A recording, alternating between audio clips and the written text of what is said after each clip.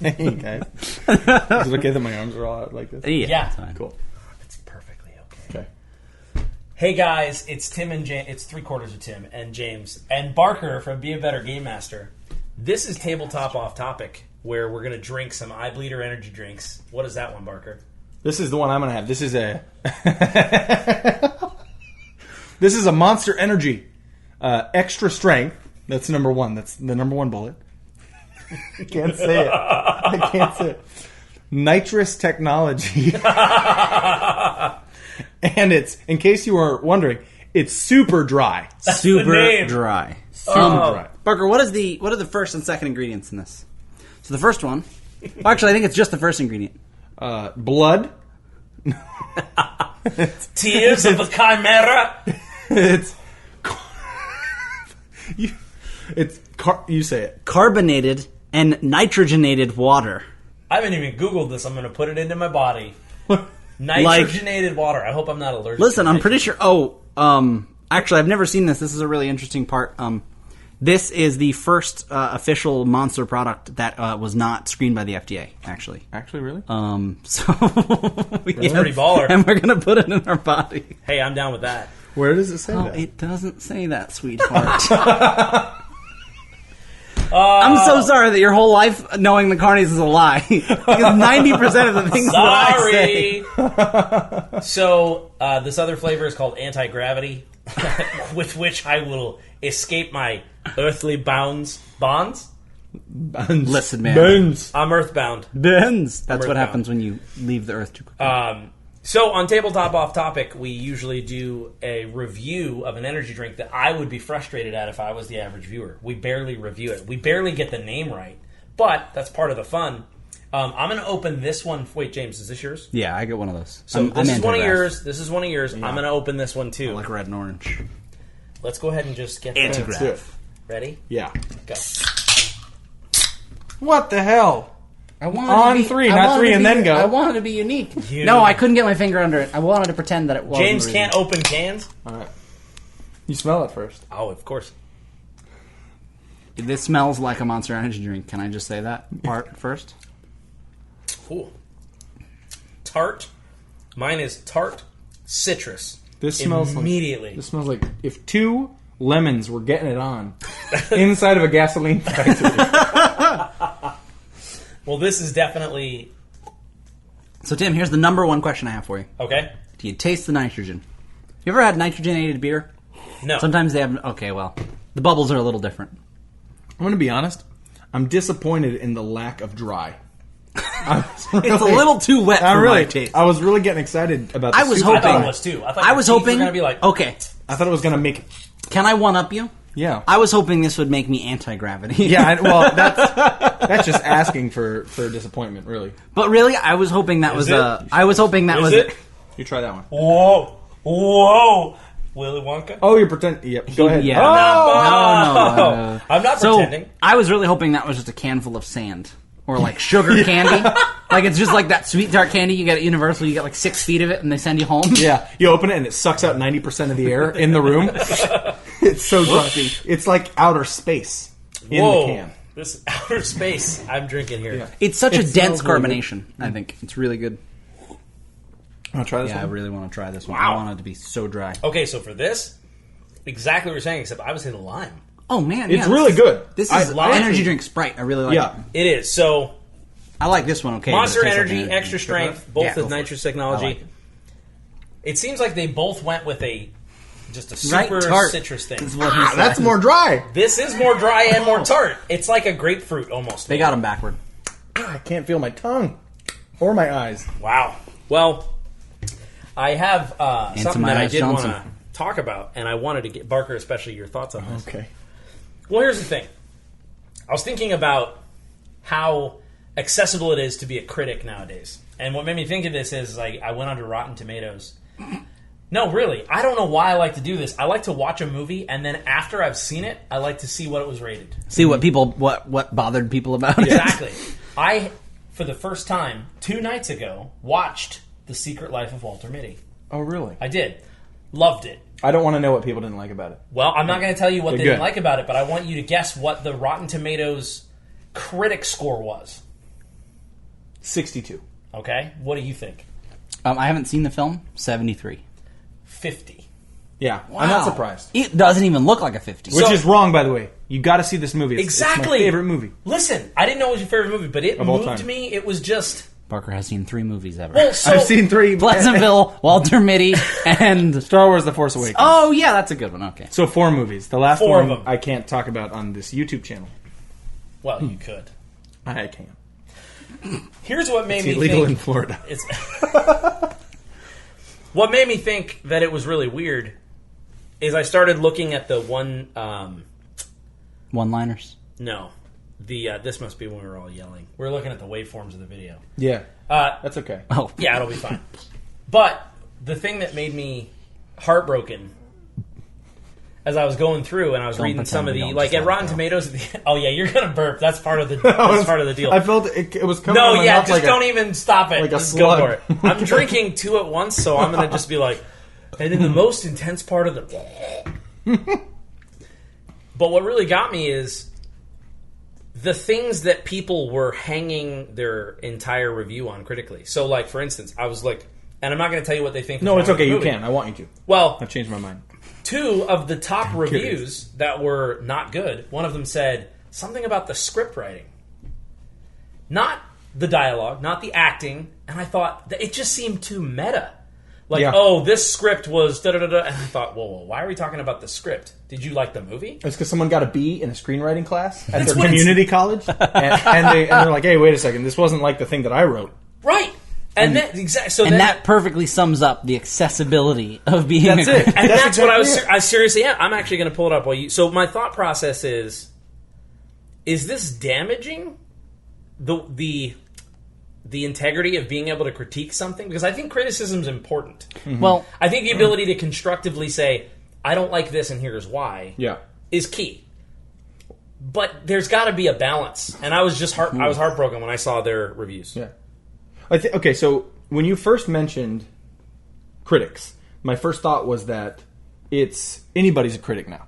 Every single human being who has access to one of these can log in and Rotten Tomatoes and have the same loudness, same volume of a voice as anybody else. They can tell at least 10 people what they think about something at any given moment. Exactly. And I think that is a bad thing in one way, but it's a good thing in another, because that means that you and me and other people... and not maybe you, I'm not sure yet. After a while, we're going to start judging for ourselves, and we're going to start looking at Rotten Tomatoes after we've seen the movie, right? And we're going to start paying attention to more what we like, in music, in movies, and things like that. Yeah. And while I think being a critic is important, I think the most important critic is you when it comes to enjoying what it is you want to enjoy. Yeah, but that makes it hard sometimes because I don't know. Sometimes I want to know if something is good or not, but like you said, basically I've learned that I can't always trust even hundreds of people. Yeah. Because I'm like, I just don't think that. I don't feel the same way. I haven't seen Walter Mitty, but I'm pretty sure I'd love it. I'm really excited to see it. You would. I'm confident you'd love it. Exactly. And I'm like, well, that's the review I want. I don't care about what some guy in Wyoming thought because he got a B in his screenwriting class in community college. It was a hard community college. It was. Central Wyoming. I don't know. I don't know. I know that their oatmeal in that community college is not free. They have to pay 50 cents and put it in the cup. And there ain't even cranberries. No. You're not eating even that brown sugar maple syrup, that flavor. It's just sludge. Yeah. I'm going to read one of the things that someone said. And this is exactly why I thought this is too much meta knowledge. There's too much knowledge available before the film to judge it for its merit as a film. Yeah. Mm-hmm. Someone said, Ben Stiller's creative fingerprints are few and far between, as the pic's spoon-fed schmaltziness betrays his typical satiric edge. And what does that mean? I'm like, let's just talk about that sentence for a minute. I'm like, bro, you need to talk to somebody. So, I'm thinking through the pretentiousness, like if you could just wade through the 5 layers of pretension...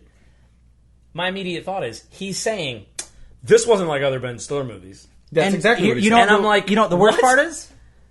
But he saw a trailer. He knew what he was getting himself into, potentially. Right. And it's like, okay, if you don't like that kind of movie, don't review that kind of movie. I'm like, there are some movies that I don't like.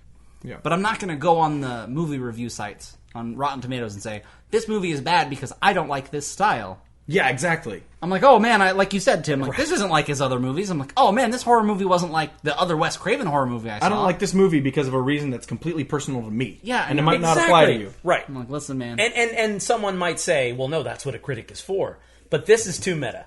Yeah, I think so. Script writing. Well, I didn't like the script, and I don't like Ben Stiller's directing because he's usually satirical. And I'm like, yeah, but in this moment, when you watch this film, did you enjoy it?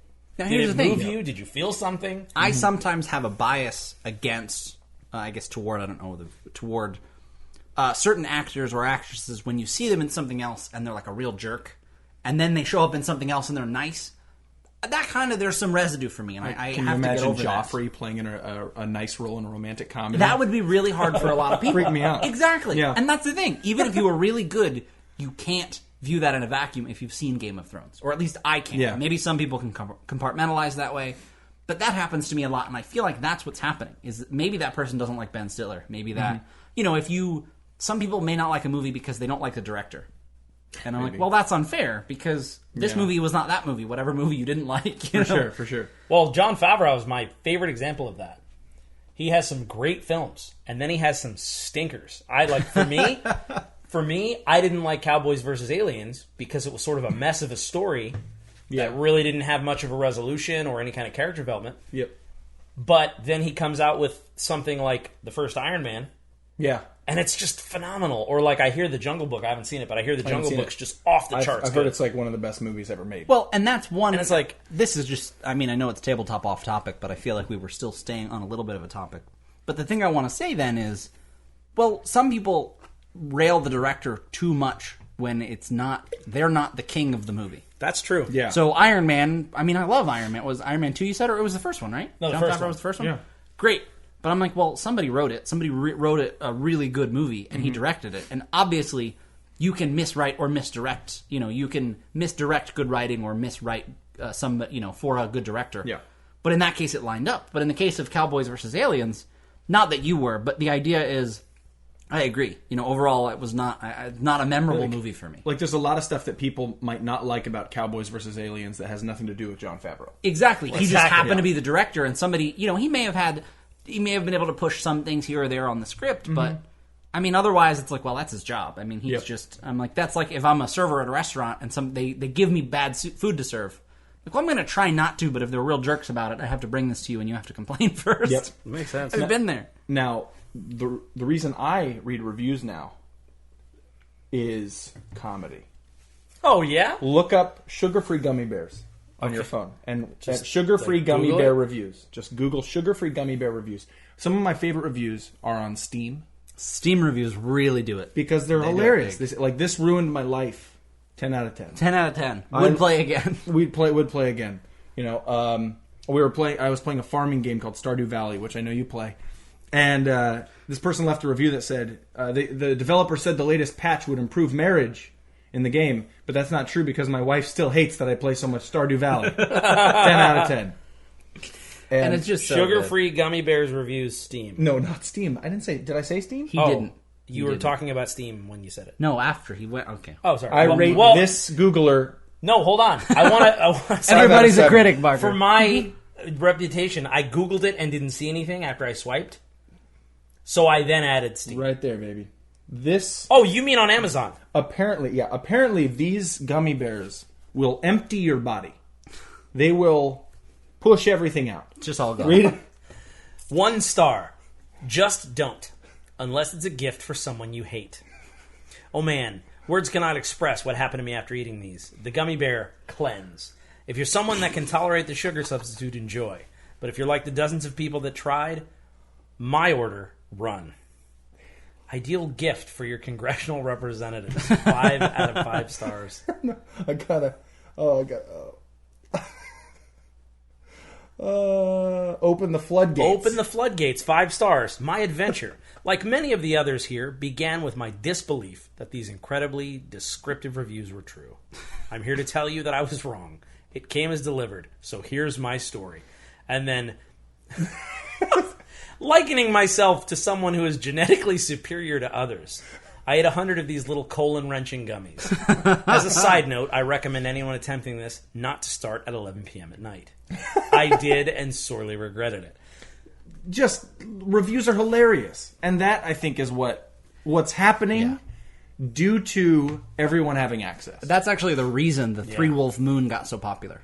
Is somebody left a really good review for this ridiculous shirt with three wolves howling at the moon, and then it just instantly blew up, and everybody was buying it, and it's become a... I have seen the shirt for that reason. You're exactly right. Exactly.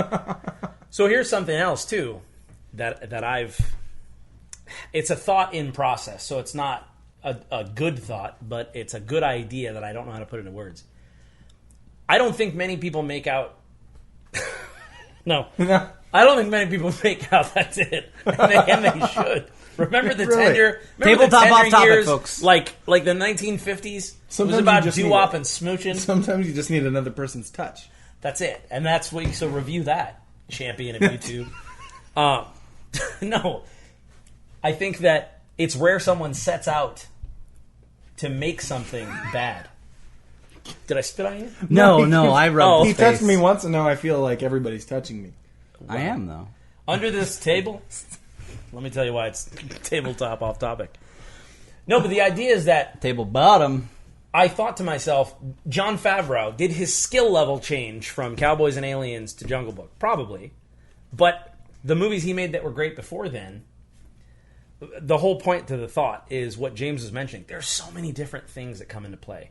And as somebody who has been on the hook to write a supplement, a tabletop RPG supplement with James, you want to do more. You want things to be better. You always want to improve it, but there are limitations. Time, budget, there's all kinds of things. And it's like, I think there should be a separate echelon of reviewers who have always, who have made films themselves. Oh, okay. Meaning, here's why. I don't think you can know how hard it is to do something until you actually try to do it. Yeah. And as weird as that sounds, because this is coming out like a train wreck of a thought, I thought when I've seen other people review, not necessarily ours, thankfully, luckily, our products are pretty highly reviewed, and I'm very thankful for that. But I saw a really scathing review for an RPG book on Drive-Thru-RPG, and I thought, this is written from somebody who's never tried to write themselves. Well, okay, think about this. Because you've both written music. And, you've made songs, and you've heard what people thought about them. I think that you both, and, can, understanding what goes into that, even if you hear a song that you don't like and you think could be a lot better, you still have a respect. You don't immediately put it down. You think, okay, they could have done this, this, and this better, but I understand maybe why, or, what happened. Honestly, I would even say that, okay, so if you're a DM, sometimes we talk about RPGs on this show. If you're a DM for any game, honestly, and if this can be as simple as no other people are involved, but you can have a really cool idea, and then you bring it to the table, and maybe you're having an off night, maybe the players do something you don't expect, maybe, something else throws you off in your life. And like Tim said, it could have been amazing, but it's the execution. It's that you get that one shot. You only get to release the movie once. I mean, some people do director's cuts, but the idea is that, like you said, you don't set out to do something poorly. You do your best, and sometimes things get in the way, and usually it starts with something really good. Usually. And that's why I said there's caveats, but... Yeah. But I don't know. It just made me think... It made me feel sad when a movie that I just loved, and I was like, oh my gosh, it made me feel something. I was like, this is really great. And then I saw all these terrible things that I thought... Someone probably said it was predictable. Yeah. But I feel like if you watch it, that's something that is absolutely true. Yeah. It is predictable, but it's almost like the movie Slapshot. Have you ever seen Slapshot? Yeah. That is a hockey movie that's not about hockey. Exactly. Exactly. This movie is not about the thing that's predictable. It's about everything else you see. And that's the thing. Sometimes movies are predictable, but that doesn't always mean they're bad. Yeah. Because even if you know where something is going, it's sort of getting there that's going to be the good part. On your thought, though, I think what you'll find is that meta-knowledge in the reviews. Yeah. If people who've made the movie, like you said, that higher echelon of people who have made movies. Right. Which is a great idea. If they did reviews, first of all, you have two problems. One, you're going to have a lot of meta-knowledge, which I don't have a problem with. I think that's fine. It's when B- screenwriting 101 decides to leave the review. That's when the issue comes. Exactly. Off pants 69224 on Rotten Tomatoes. It's off pants. Yeah. That's awesome. When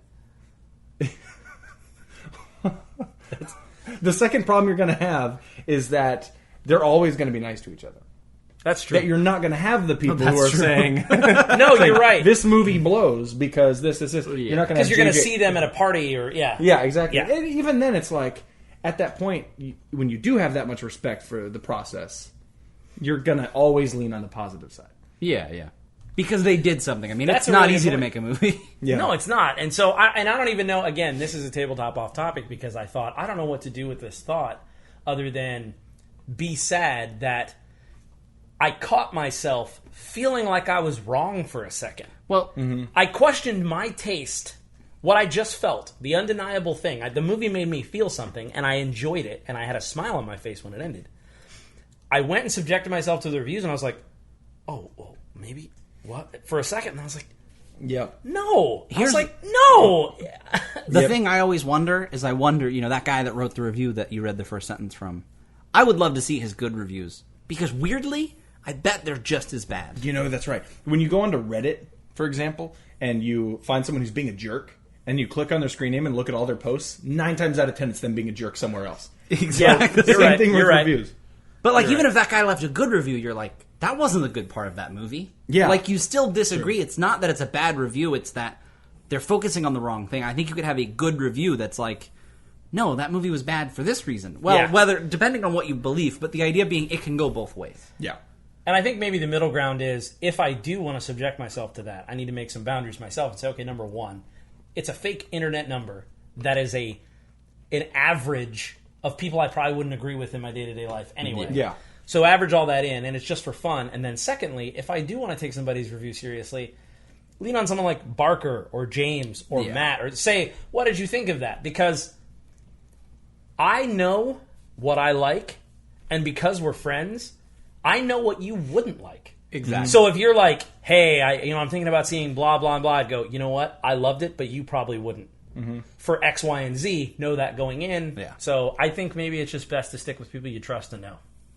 Well, if you need to get an opinion. Exactly, because the idea is supposed to be that if enough people review something, the number is going to be an average. Yeah. But based on that, it's like, well, I don't know what average you're looking at, because that's a very, to me, 50% is not good. No, I hear you. I think, now personally, and I know I speak for you guys, we trust in our friend Matt from A Fistful of Dice on his movie reviews. The dude loves the movie Crash. Oh, like, I saw he got that new poster. He has a Frank Frazetta poster, a Frank Frazetta poster, a Conan Atlantean sword, and then what you can't see is right above him where he does all his videos.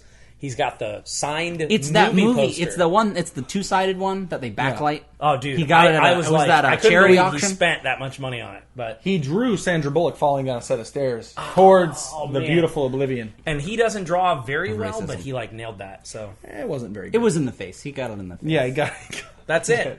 So this has been Tabletop Off Topic with Barker from Be a Better Game Master. James, as always, I'm Tim, and these extra strength energy drinks were fine.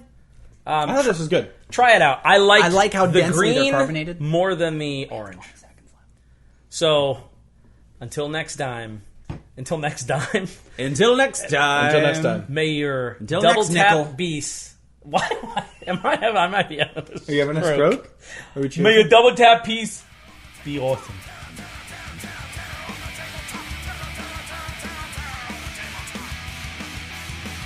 Tabletopterrors.com. Subscribe to our channel.